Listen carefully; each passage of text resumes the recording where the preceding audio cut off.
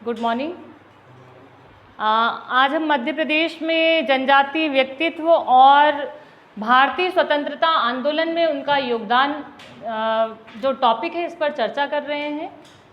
जनजातीय व्यक्तित्व जो प्रेजेंट तक है, जरूरी नहीं कि आज वर्तमान में जो है वो स्वतंत्रता से संबंधित है या स्वतंत्रता आंदोलन से संबंधित है। जो चर्चा में है वो सारे चर्चित व्यक्तित्व को हम देखेंगे और भारतीय स्वतंत्रता में जिनका प्रमुख रूप से आंदोलन वो आंदोलन में जिनका महत्वपूर्ण योगदान रहा है उसे हम देखेंगे।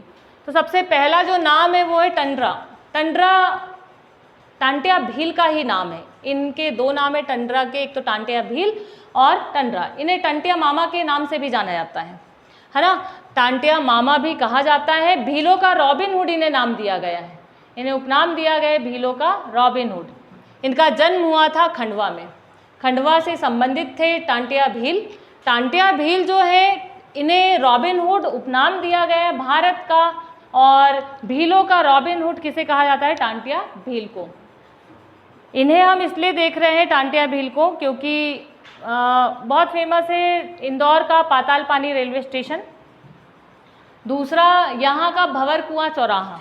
मध्य प्रदेश सरकार के द्वारा दोनों के नाम बदले गए और दोनों के नाम किसके नाम पर रखे गए? टंटिया भील के नाम पर रखे गए। हमारे मध्य प्रदेश में इनके नाम से योजना भी आरंभ हुई है ना। तो इनके नाम से स्वरोजगार योजना आरंभ की गई 6 सितंबर 2022 को। कहाँ से संबंधित है टांटिया भील? खंडवा से संबंधित है और दो जगह के नाम बदले गए। दोनों जगह कहाँ पर है? इंदौर में है। ये दोनों पाताल पानी रेलवे स्टेशन भी इंदौर में है और भंवर कुआं चौराहा भी कहाँ पर है? इंदौर में। दोनों के नाम बदलकर इनके नाम पर रखे गए। भारत का रॉबिन हुड इन्हें कहा जाता है टांटिया भील को। इसके बाद अगला नाम हम देखते हैं रानी कमलापति। रानी कमलापति जो है इनका जन्म हुआ था सीहोर की सलकनपुर रियासत में।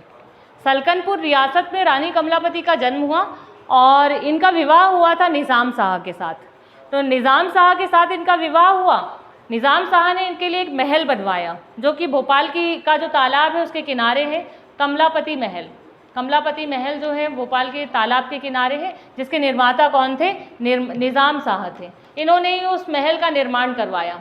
और अभी हम देखें कि भारत का पहला प्राइवेट रेलवे स्टेशन और भारत का पहला ISO सर्टिफाइड रेलवे स्टेशन कौन सा है? तो हबीबगंज रेलवे स्टेशन था, जिसका नाम किसके नाम पर रखा गया?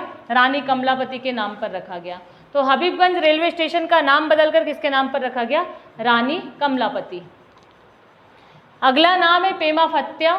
पेमा फत्या का संबंध है झाबुआ और अलीराजपुर से, दोनों से संबंधित है। और भील की बहुत ही फेमस चित्रकला है पिथौरा भित्ति चित्रकला। इसके लिए इस चित्रकला को इन्होंने विश्व स्तर पर बहुत ही अलग पहचान दिलाई है। पिथौरा भित्ति चित्रकला को पेमा फत्या के द्वारा दी गई है ना। इसके बाद अगला नाम है भीमा नायक। भीमा नायक और खाज्या नायक दोनों ये इनकी टोली में तो वो शामिल हो गए थे आकर। खाज्या नायक इन्होंने अम्बापानी के युद्ध में भाग लिया जो 1857 में हुआ था। इनके साथ वो इनकी टोली में शामिल हुए तो खाज्या नायक ने भी क्या किया? अम्बापानी के युद्ध में भाग लिया। साथ में 1857 की क्रांति में भी इनका योगदान रहा है, भीमा नायक का और खाज्या नायक का, दोनों का। भीमा नायक का जन्म हुआ था बड़वानी रियासत में और खाज्या नायक सांगली गांव जो कि निमाड़ का है वहाँ से संबंधित थे। दोनों निमाड़ से थे, भीमा नायक और खाज्या नायक। दोनों ने इसमें महत्वपूर्ण भूमिका दी। एक तो 1857 में अम्बापानी का युद्ध और 1857 की क्रांति, दोनों में इन्होंने भाग लिया। दोनों में इनकी महत्वपूर्ण भूमिका रही है। किसकी? भीमा नायक और खाज्या नायक की। इसके बाद हम चलते हैं, भीमा नायक को निमाड़ का रॉबिन हुड कहा जाता है। कहाँ का रॉबिन हुड? निमाड़ का, है ना। निमाड़ का रॉबिन हुड किसे कहा जाता है? भीमा नायक को कहा जाता है। और अम्बापानी के युद्ध में क्या हुआ था? खाज्या नायक को कर्नल आउट्रम जो थे, ब्रिटिश कर्नल थे, इन्होंने फांसी दे दी और फांसी की सज़ा दी। और ये जो युद्ध था अम्बापानी का युद्ध, इसमें खाज्या नायक के पुत्र थे जिनका नाम क्या था? दौलत सिंह। ये इनके बेटे थे। किसके बेटे थे? खाज्या नायक के। ये भी शहीद हुए थे। तो 1857 की क्रांति में हमने 3 नाम देखे। एक तो दौलत सिंह जो कि खाज्या नायक के पुत्र थे, दूसरा नाम हमने भीमा नायक देखा, है ना। तो तीनों जो है ये किससे संबंधित है? 1857 की क्रांति से संबंधित है। अगला नाम हम देखते हैं सीताराम कंवर, बड़वानी से संबंधित है। और इनका योगदान भी क्या रहा है, 1857 की क्रांति, इसमें इन्होंने भाग लिया था, सीताराम कंवर ने। संग्राम शाह, ये 1857 की क्रांति से संबंधित नहीं थे, लेकिन गोंड वंश के 48वें शासक रहे हैं संग्राम शाह। 52 गढ़ों को अर्थात किलों को इन्होंने जीता और खुद को उपाधि दे दी संग्राम शाह की। संग्राम शाह ने 52 किलों को जीता और अपने आप को उपाधि दे दी थी किसकी, संग्राम शाह की। ठीक है, तो ये जो है 48वें गोंड वंश के शासक रहे हैं संग्राम शाह। आगे चले हम, रघुनाथ सिंह मंडलोई, निमाड़ से संबंधित है रघुनाथ सिंह मंडलोई। 1857 की क्रांति में इनका योगदान है। देखिए 1857 की क्रांति से संबंधित है रघुनाथ सिंह मंडलोई, सीताराम कंवर, दौलत सिंह, खाज्या नायक, भीमा नायक। ये मैंने कुछ नाम बताए आपको जो 1857 की क्रांति से संबंधित है। अगला नाम बहुत ही महत्वपूर्ण है, शंकर शाह और रघुनाथ शाह। शंकर शाह और रघुनाथ शाह जो है ये गढ़ जबलपुर से इन्होंने 1857 की क्रांति में भाग लिया था और 1857 की क्रांति में उन्होंने भाग लिया। इन्होंने एक मतलब भारत के लिए, देशभक्ति के लिए भावपूर्ण एक कविता लिखी, जिसके कारण अंग्रेजों ने दोनों को, ये इनके बेटे थे शंकर शाह के, रघुनाथ शाह, शंकर शाह के पुत्र थे कौन, रघुनाथ शाह, रानी दुर्गावती के वंशज, दोनों रानी दुर्गावती के वंशज थे। गढ़ जबलपुर से 1857 की क्रांति में इन्होंने भाग लिया और इन्होंने एक कविता लिखी, जिसके कारण देशभक्ति के लिए थी वो कविता, बहुत ही भावपूर्ण कविता थी, जिसके लिए इन्हें क्या किया गया, तोप के गोले में बांधा अंग्रेजों ने और उड़ा दिया। तो दोनों शहीद हुए थे साथ में, शंकर शाह और इनके बेटे कौन, रघुनाथ शाह। मध्य प्रदेश में हम अभी नवीनतम एक यूनिवर्सिटी है छिंदवाड़ा की, सतपुड़ा यूनिवर्सिटी जिसे कहा जाता था, है ना, इसका नाम बदलकर क्या रखा गया, छिंदवाड़ा यूनिवर्सिटी, छिंदवाड़ा यूनिवर्सिटी कहा जाता है, जिसका नाम इनके नाम पर रखा गया। शंकर शाह विश्वविद्यालय के नाम पर रखा गया छिंदवाड़ा विश्वविद्यालय का नया नाम। आगे आप सभी को समझ में, तो 1857 की क्रांति से संबंधित इतने व्यक्ति हैं, शंकर शाह, रघुनाथ शाह, रघुनाथ सिंह मंडलोई, सीताराम कंवर, खाज्या नायक के पुत्र कौन हो गए, दौलत सिंह और भीमा नायक। आगे आप सभी को समझ में।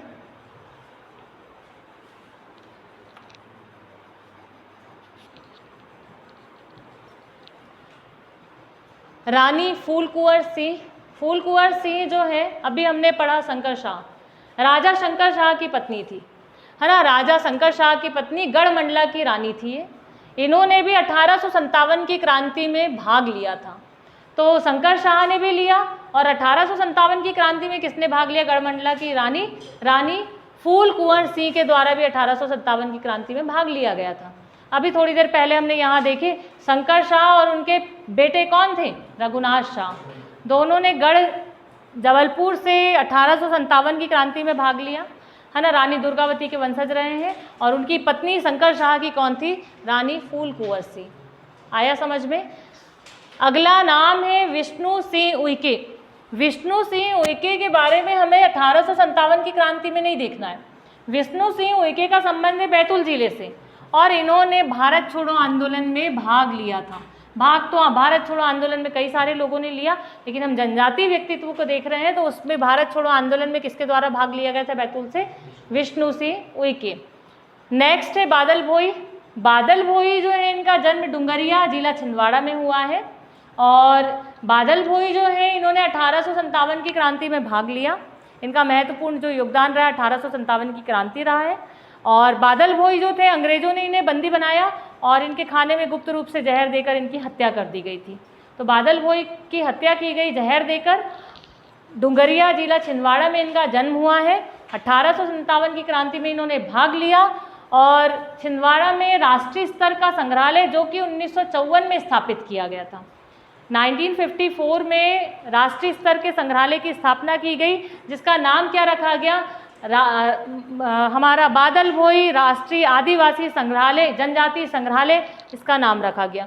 तो इन्हीं के नाम से म्यूजियम है जो कि कहाँ पर है, छिंदवाड़ा में, जिसकी स्थापना 1954 में की गई।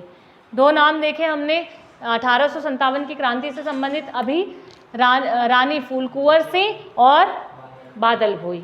भारत छोड़ो आंदोलन में हमने किसे पढ़ा, विष्णु सिंह उइके जो कि बैतूल से थे। इसके बाद हम आगे चलते, परदी भाई जादव। परदी भाई जादव जो है ये अलीराजपुर से है। थे।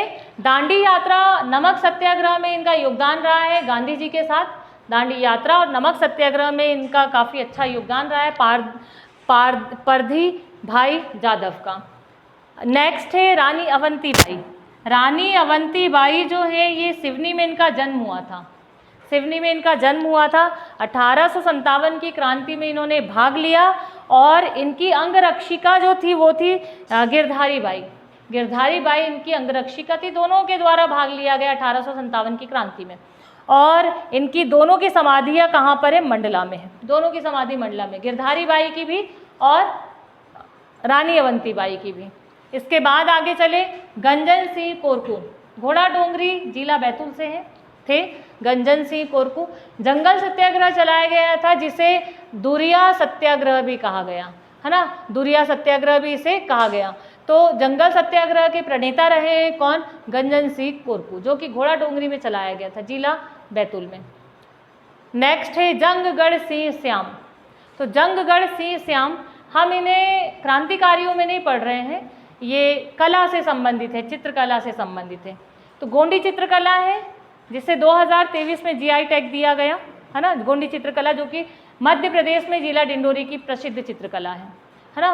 तो जीआई टैग किसे दिया गया 2023 में? डिंडोरी की गोंडी चित्रकला को दिया गया। उसी गोंडी चित्रकला को सर्वप्रथम कागज और कैनवास पर किसने बनाया था? उस पर कागज और कैनवास का प्रयोग किया था गोंडी चित्रकला के लिए किसने? जंगगढ़ सिंह श्याम ने। तो ये है डिंडोरी से और डिंडोरी से संबंधित थे। इन्होंने गोंडी चित्रकला को सर्वप्रथम कागज और कैनवास पर इस चित्रकला का उपयोग किया। नेक्स्ट है धीर सिंह। धीर सिंह का जन्म हुआ था रीवा में और इनका योगदान भी 1857 की क्रांति, 1857 की क्रांति में इन्होंने योगदान दिया। अमृतलाल विट्ठल दास ठक्कर, जिन्हें ठक्कर बापा उपनाम दिया गया है। ठक्कर बापा जनजातियों के नेता, आदिवासी मसीहा और भीलों का क्या कहा गया? गांधी। भीलों का गांधी इन्हें कहा गया है। किसे? ठक्कर बापा को। ठक्कर बापा का मूल नाम है अमृतलाल विट्ठल दास ठक्कर। भावनगर गुजरात में जन्म हुआ। हम एमपी में इसलिए पढ़ रहे क्योंकि भील जनजाति का संबंध मध्य प्रदेश से, और उनके क्या कहे जाते हैं? ये गांधी। तो भावनगर जिला गुजरात में स्टेट है गुजरात, यहाँ पर इनका क्या हुआ है? जन्म हुआ है। ठक्कर बापा का उपनाम है इनका ठक्कर बापा। इन्हें क्या क्या नाम दिए गए हैं? एक तो भीलों का गांधी और आदिवासी प्रणेता मसीहा। और इनके काम भी वैसे ही रहे, जनजातियों के उत्थान के लिए इन्होंने काम किए हैं। तो इनका योगदान रहा है जनजातीय उत्थान, जनजातियों के उत्थान के लिए इन्होंने कई सारे कार्य किए, इसीलिए इन्हें आदिवासी का मसीहा कहा जाता है।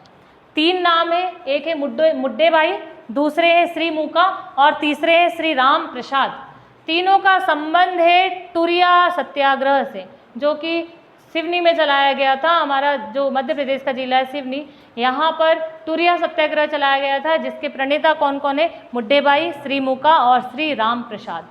आगे आप सभी को समझ में, ये है मध्य प्रदेश के जनजातीय व्यक्तित्व जिन्हें हमने देखे। लगभग 20 से 25 हमारे जनजातीय व्यक्तित्व हुए हैं, स्वतंत्रता संग्राम से संबंधित और अन्य क्षेत्र से संबंधित भी। Thank you.